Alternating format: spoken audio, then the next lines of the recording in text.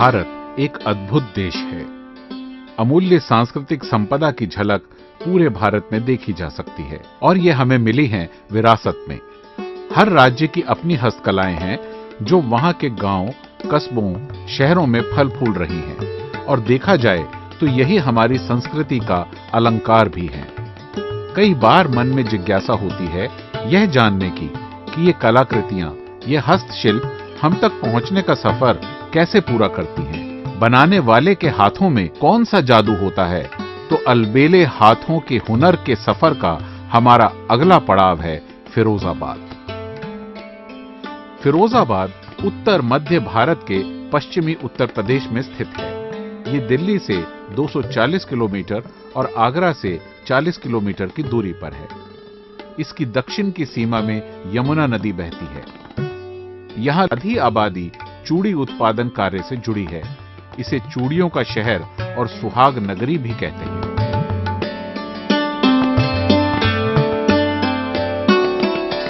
चूड़ी गलिन गलिन बिकवाए दूंगी, मैं हूँ फिरोजाबाद आली जो तू चलेगा, बहना के कहे में जो तू चले बहना के कहे में गोवर तो ही डरवाए लूंगी, मैं फिरोजाबाद वाली चूड़ी गलिन गलिन बिचवाए ही, मैं फिरोजाबाद वाली। सुहाग नगरी वो इसका नाम जो है वो इसी वजह से रखा गया कि यहाँ सुहाग का प्रतीक जो चूड़ी है वो यहाँ बनती है, इसलिए इसको सुहाग नगरी बोलते हैं। इससे हजारों क्या पूरा शहर ही इससे लगा हुआ है और इसमें जो भी फिरोजाबाद का बंदा है वो कहीं ना कहीं इस काम से जुड़ा हुआ है।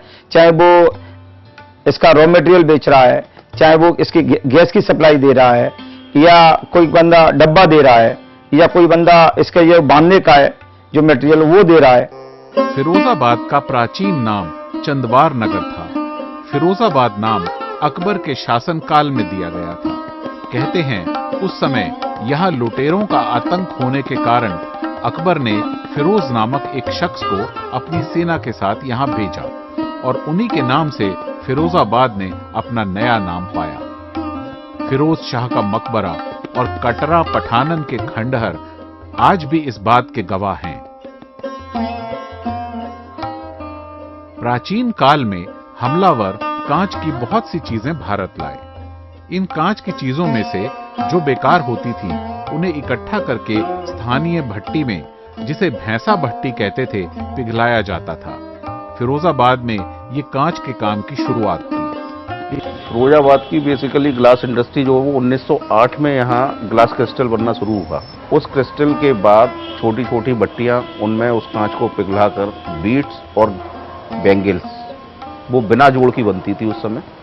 आजकल पुरदल नगर बन रही है, वो छाल करके बोलते थे उसको, भट्टी उस पे बनती थी। यहाँ के एक स्थानीय निवासी रुस्तम उस्ताद थे।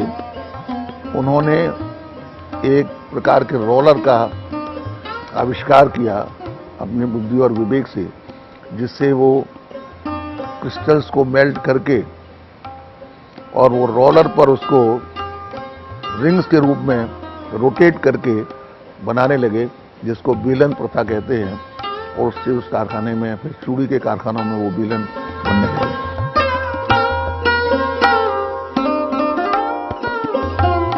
तारीखें कई हस्ताक्षरों के नाम होती हैं।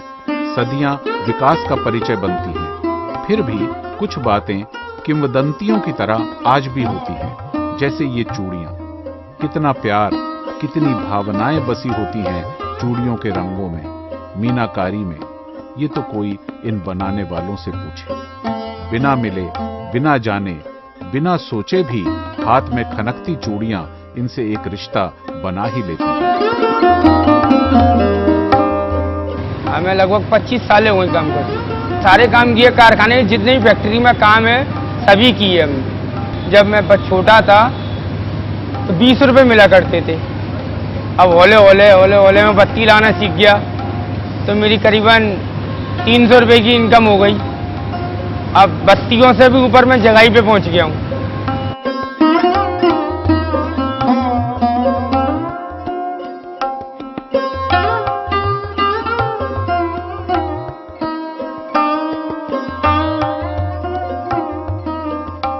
मैं चूड़ी कटाई का काम करता हूँ, 38 साल हो गए लगभग। अभी मेरी उम्र है लगभग 55 की।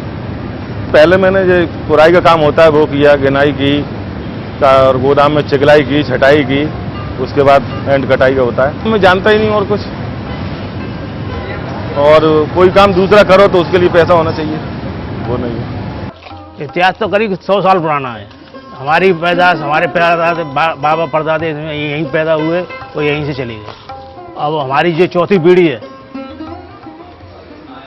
आगे की पीढ़ी जो हमारी है, वो इस काम को नहीं कर रहे हैं। बच्चे उस काम से वो अलग हट गए, क्योंकि इस काम में मजदूरी के अलावा और कुछ नहीं है और मेहनत के अलावा और कुछ नहीं है। सिर्फ मेहनत ही मेहनत है और कुछ नहीं है। सिर्फ खाना खा सकते हैं। बदलते समय के साथ फिरोजाबाद भी अपने कांच के उत्पादन में नए युग में प्रवेश कर चुका है। समय निरंतर बदलता रहता है, साथ ही परंपराएं और शिल्प का ताना बाना भी उसके अनुसार बदल जाते हैं। यह एक स्वाभाविक प्रक्रिया है, लेकिन इसके साथ ही हर चीज में समकालीनता का पुट भी हो, इसकी अपेक्षा करना भी स्वाभाविक है। मगर यह भी तय है कि यह परिवर्तन परंपराओं के दायरे में होता है। जैसे हाथ से इस्तेमाल करने वाले सरल साधनों के साथ साथ बिजली से काम करने वाले छोटे छोटे यंत्र और मशीनें भी इस्तेमाल में आई हैं, जिससे इन हुनरमंद हाथों के बाजीगरों का समय और श्रम दोनों बचते हैं। इतने सालों में बदलाव होता है, उतराव चढ़ाव बहुत हुआ है। पहले जो का बहुत सस्ता माल था तो हर आदमी अपने यहाँ बिजनेस कर लेता था।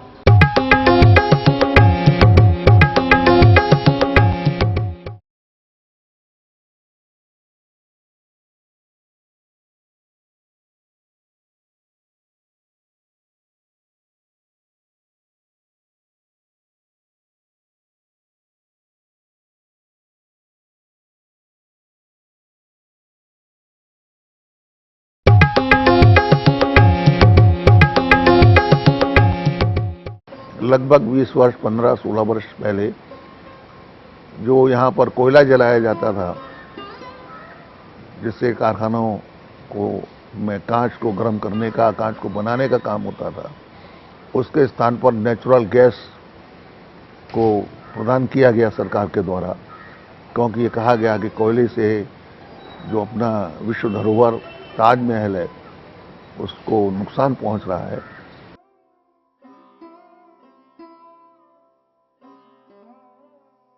जिस वक्त हम आए तब मतलब बहुत कम फैक्ट्रियां थी, कम गोदाम थे। अब तो कम से कम अगर जैसे आपका एक फर्म था, एक के आपके 10 फर्म हो गए।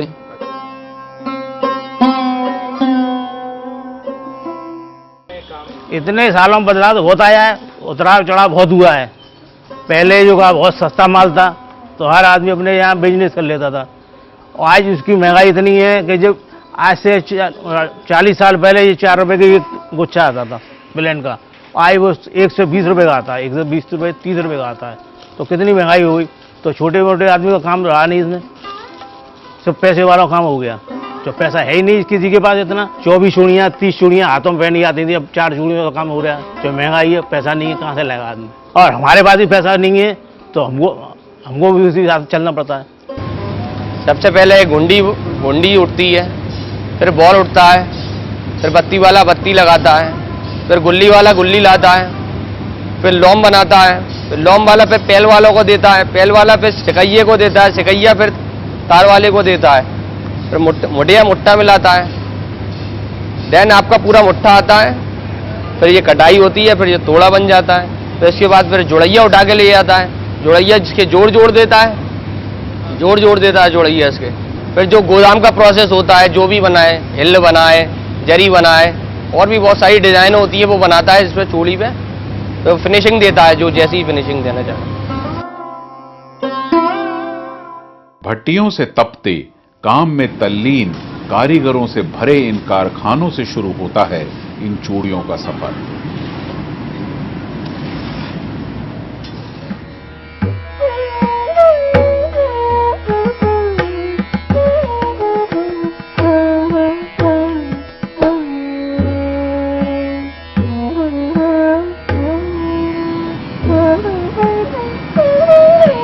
भट्टियों में पिघलते कांच को जो जलता, तपता भीषण लाल पीला होता है। इन कारीगरों के हाथों से मिलता है एक वरदान सुंदरता का।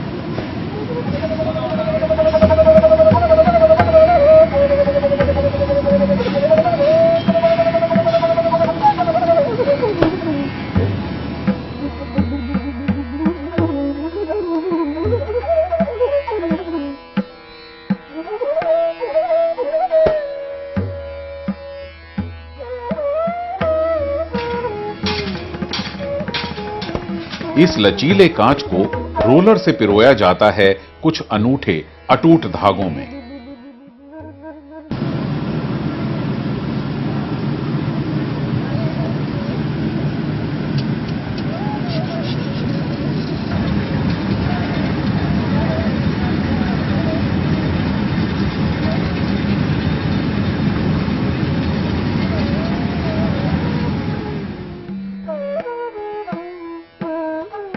इन बेजोड़ चूड़ियों को कटर से अलग अलग किया जाता है।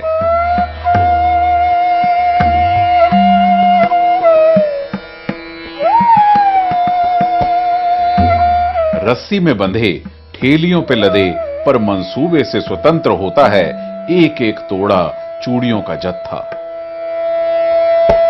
अपने अपने घरों में ये बाजीगर जड़ते हैं एक एक चूड़ी को एक ऐसे चक्र में जिसकी सुंदरता की कोई सीमा नहीं होती।